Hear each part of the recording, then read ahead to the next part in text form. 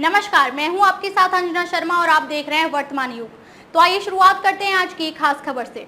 दिल्ली संत महामंडल की बैठक में संतों ने रामलला के दर्शन करने के अपने अनुभव बताए।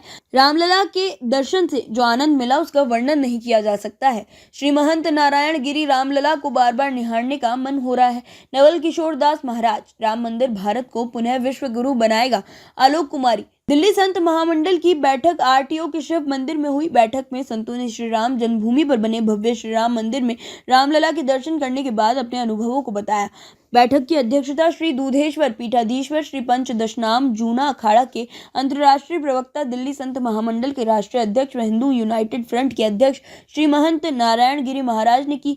मुख्य अतिथि विहिप के कार्यकारी अध्यक्ष आलोक कुमार रहे। श्री महंत नारायण गिरी महाराज ने कहा कि अयोध्या के भव्य राम मंदिर में रामलला के दर्शन करने की जो अनुभूति हुई और जो आनंद की प्राप्ति हुई उसका शब्दों से वर्णन नहीं किया जा सकता है। ऐसा लगा कि हम कण कण में व्याप्त भगवान श्री राम के साक्षात दर्शन कर रहे हैं। रामलला की प्राण प्रतिष्ठा के दौरान अयोध्या में जो आनंद व उल्लास था उसे देख के तो यही लग रहा था कि एक बार फिर से त्रेता युग आ गया है। श्री महंत नारायण गिरी ने कहा कि अयोध्या के राम मंदिर ने जहाँ पूरे विश्व में सनातन धर्म की पताका फहराकर देश का गौरव बढ़ाया, वहीं हिंदुओं को एकजुट करने का कार्य भी किया। रामलला के दर्शन के लिए कतारों में लगने वाले भक्त अपनी जाति को भूल गए हैं और वह खुद को सिर्फ राम भक्त व सनातनी हिंदू बता रहे हैं। अयोध्या का राम मंदिर समृद्ध, वैभव व गौरवशाली भारत का निर्माण करेगा। मुख्य अतिथि विहिप के कार्यकारी अध्यक्ष आलोक कुमार ने कहा कि अयोध्या का राम मंदिर देश को फिर से विश्व गुरु के रूप में स्थापित करेगा। संस्था के संस्थापक स्वामी राघवेंद्रानंद महाराज उदासीन आश्रम ने कहा कि रामलला के दर्शन करके ऐसा एहसास हुआ कि मानो हम साक्षात भगवान के दर्शन कर रहे हैं। संस्था के महामंत्री महामंडलेश्वर नवल किशोर दास महाराज ने कहा कि रामलला के दर्शन से जो आनंद मिला, जो अनुभूति मिली, उसका बखान नहीं किया जा सकता है।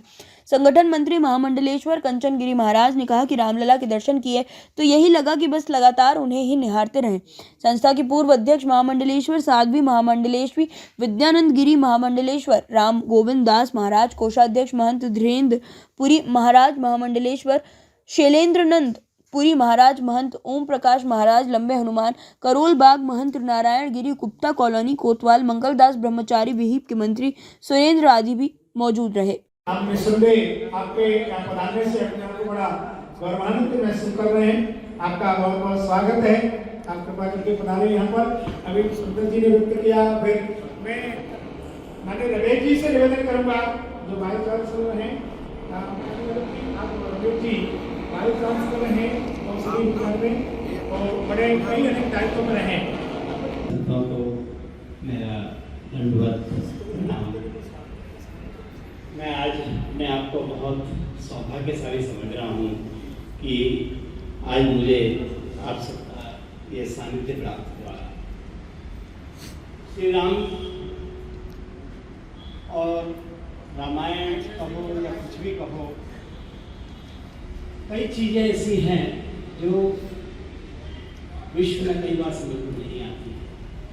विश्व का कोई धर्म ऐसा नहीं है जिसमें इतने सारे वेद, पुराण और ये सब ग्रंथ लिखे गए हों जो भरपूर है पूरे ज्ञान संपदा से। मैं सिर्फ एक ही लाइन कह के अपना प्रश्न मैं नहीं लूँगा क्योंकि मैं बहुत ही छोटा आदमी हूँ। आप नहीं, ये जो ज्ञान है उसके हिसाब से मैं बहुत ही छोटा आदमी हूँ, लेकिन क्योंकि एक वैज्ञानिक ज़्यादा हूँ और बचपन में मुझे बताया गया था कि विज्ञान को धर्म के रूप में लिखा गया था, क्योंकि उस जमाने में भी ऐसी आसुरी शक्ति थी जो विज्ञान को, उसमें धर्म को हम चाहते थे और धर्म को कम से कम उसको दिखाते थे। तो एक रामायण का अंतिम श्लोक है, पुण्य पाप हरम सदा शिव करम विज्ञान भक्ति प्रदम माया मोह अमलापहम सुविलम प्रेमांकुर शुभम। श्री मद रामचरित मानस विदम भक्त्यांगवे ते संसार पतंग घोर किरणों जहर से लो मानव। इसमें ये कहा गया है कि कितनी भी 500 साल लगे या कुछ भी है, राम नाम के सामने कुछ भी नहीं हो सकता। और यही चीज़ आज देखने को मिल रही है। मुझे बहुत बड़ा सौभाग्य है कि मैं आप सबके बीच में हूँ। और इसमें ये भी बताया गया कि पूरी रामायण में विज्ञान भरी हुई है। दूसरी तरफ से जो हुआ था कि पूरा जो मोरारजी बापू का एक बार मुझे सानिध्य हुआ, अहमदाबाद से अयोध्या तक मैं उनके साथ गया था, ये करीब 1986 की बात है, जो मुझे कई चीज़ें जानने को मिली थी, समय नहीं है, पर ये जो बात है कि इसमें न केवल सामाजिक बट धार्मिक बट एक विज्ञान भी बहुत गहरा छुपा है।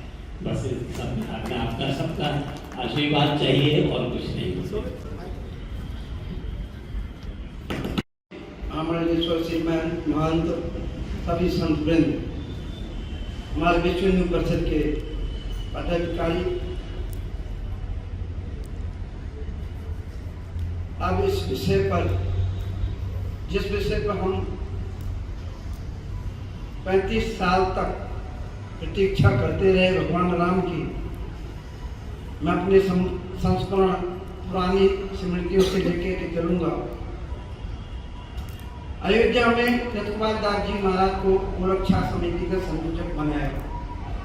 उस समय वो काम करते रहे, बाद में मीटिंग होती, उसके बाद रामलला में प्रवेश करने का मन बनाया। उसमें हनुमत सदन के महल, गोलकनाथ महल, कौशली सदन के महल और अवधेश दास जी नगर पालिका के सदस्य होते थे महंत जी, और रामचंद्र महंत जी हमारे गुरु जी में 9 महंत प्रवेश कर गए। वहां पर आरती का समय थे, यही आरती की, भगवान का भोग लगा, शयन आरती की, प्रसाद पाया। प्रसाद पाने के बाद वहां की सरकार की पुलिस ने, कांग्रेस की सरकार ने हुकूमत हुआ करती थी, कहा निकलो बाहर। हम लोगों ने कहा हम नहीं निकलेंगे, जैसे हमको दर्शन हुआ है ऐसे पूरे देश की जनता को होना चाहिए, पूरे राम भक्तों को होना चाहिए। 2 बजे रात को डंडे मार के हम लोगों को निकाला गया, खींच के। रामचंद्र परमहंस जी के अखाड़े में रुके थे। अगले दिन मीटिंग हुई, निर्णय हुआ इस आंदोलन को खड़ा करना है। वहां से आए हमारे गुरुदेव, प्रचारक रहे आरएसएस के, मैं भी ओटीसी हूँ 3rd ईयर, और माननीय राजीव भैया जी से आकर के मिले, कहा एक महाराज जी के शब्द कहता हूँ, बड़े महाराज जी ने कहा एक ऐसी मजबूत स्टपनी दो जो पूरे देश में दौड़े और राम जन्मभूमि का आंदोलन खड़ा करे। तो उसमें अशोक जी को ढूंढा गया, अशोक जी आए और ये आंदोलन खड़ा हो गया। और जब रामलला को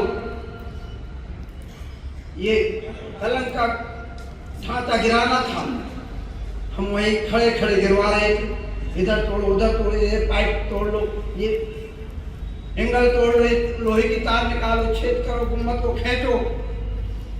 जब भगवान रामलाल खतरे में आने लगे कि गुम्मत के। खबरों में अब तक के लिए बस इतना ही, फिर होगी आपसे मुलाकात कुछ ऐसी ही खास खबरों के साथ। तब तक के लिए नमस्कार और देखते रहिए वर्तमान युग।